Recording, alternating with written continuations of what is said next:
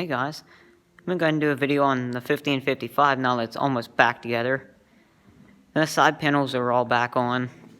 The hood's back on, the air cleaner, all that's back on.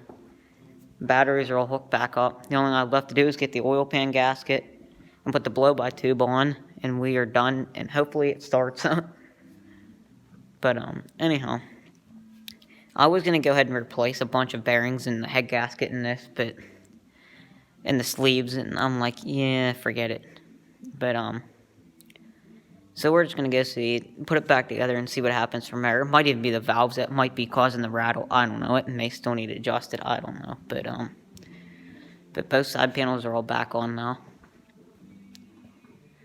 And so that's about all for this. But I do know it's coming from these front too. But not, I haven't ran it yet. It's been sitting. The 24th will be a month, so hopefully I can get an oil pan gasket and put the oil pan back on, because you can clearly see daylight through the dipstick. So, but that's about all for this, because all the panels are all back on now that you guys can see, and the hood and all that. So this other battery's hooked up too. They're all hooked back up. So the only thing I know that does not work, and I tried fixing it, is the block here. The plug's here, but it don't work. It just pops the breaker for some strange reason. But yeah, see, this valves might need adjusted. It's too damn dark for you guys to see there now. But up here's the valve cover.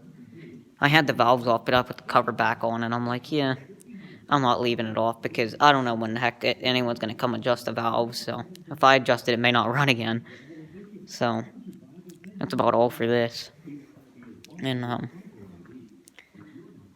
like I said in that video I made of the zero turn, I'd go ahead and do an update on this, because this was still sitting in without all this on. The preheat's all hooked back up too.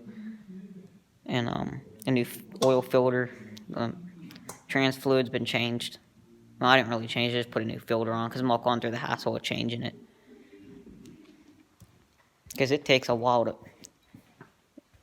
It took me a while to find this. That's what type of transmission fluid that I use, or we use, whatever you want to put it as, in this. And the 1850, it's the same thing too. We use the same exact transmission fluid and engine oil. In case anyone's wanting to know what engine oil, 15W40. I like Shell Rotel. I run it in this, the Kubota, and the 1850. Those three are pretty much what gets all that ran. But like I said, that's all that's left. Is the oil pan gasket. I need to get the oil pan gasket sometime. My dad said he has one, so I'm just going to go ahead and get one and put on here. And put it back on. There's all the bolts for it. I hold it on. And, so once that gets done, like I said, there's only a few other things I have to do, like put the blow-by tube back on. There's a cover that goes right here, and one back here. And that's about all for this. But the crank still is exposed. You can clearly see it leaks oil everywhere. But I do know, if you guys could tell, see it's leaking. It has some water right there. It's leaking.